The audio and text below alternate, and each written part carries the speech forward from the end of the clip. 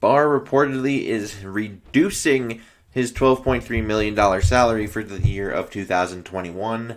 Originally, he did have $7.1 million of that become guaranteed on the 19th, which is one reason why Minnesota decided to do this before they maybe looked at like a Shamar Stephen, or, maybe they want to extend Harrison, or maybe even look at Adam Thielen's contract. But that is why. Just because there's an urgency to that. And so you can save a pretty good chunk of money in a pretty short time frame right before the start of free agency. So that's probably why they did that. Now, Minnesota would have been able to save $7.2 million if he were to be cut or traded from the team. So even though the numbers of the actual restructure are not out yet, I think it's safe to assume Minnesota saved at least $5 million-ish around, from this restructure. The reason why is just being able to go back to that $7.2 million number. If he was only willing to give up maybe $3 to $4 million, you're not really gaining anything there, and they probably would have just cut him at that point. They had $9.3 million in, cap space before this transaction, transpired. So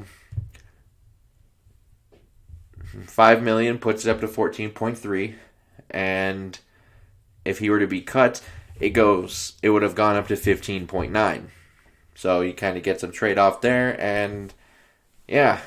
So I think that's probably safe to assume that they saved at least 5 with this. 4 at the very least, even though I think they would have cut him if it were just 4. But now all those numbers are coming from over the cap. And now this does come with a caveat, though. Barr will become a free agent in 2022 versus 2024. Now, there are some people that may think, this is horrible news. I really like Barr. He's really good.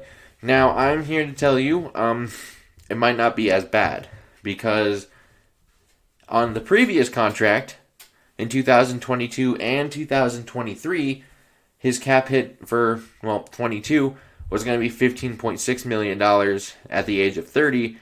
And at the age of 31, it was going to be $18.1 million. So, there's a good chance if he wasn't cut this year on that contract, he's probably cut next year. So, I don't really mind him just becoming a free agent after this season, getting rid of the dead money on the team for the next 2 if they were to have cut him. This is a better move. So, and there's one thing I would like people to keep in mind. Even as bad as things were on the defensive side, the Vikings were only a win or 2 away from actually making the playoffs. So, when you list things that left you from making the playoffs, how far down is Barr on the list? To me, I kind of have younger and inexperienced corners, younger and inexperienced edge players, just incompetent interior line play on both sides, and then you have the losses of Hunter and Pierce before you even think about adding Barr into the equation. So, at least from the way I view it, I think there's a good chance Anthony Barr himself is more of a luxury than he is a necessity in Minnesota. See, he's fine to have. It's great to have 2 pretty good linebackers. That's great. You don't need that, though. I think we've kind of proven that now. It's not needed. It's your line play should be much better than your linebacker play. So, basically what this will do now is you don't have that question mark of, oh, who's the linebacker playing next to Kendricks? I don't know his name. You don't have that problem.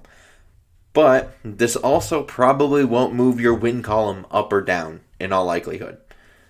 It's good to have continuity. It's good to have, all the communication. But overall, this is probably a pretty good move for Minnesota, just because you do get to keep a player, reduce that number, and get rid of horrible contract years after this 1 year. And I'm still thinking at least $5 million, which would be great. Now, I would like to know your guys' comments down below. Like and subscribing. Super helpful. And until next time, I bid y'all adieu.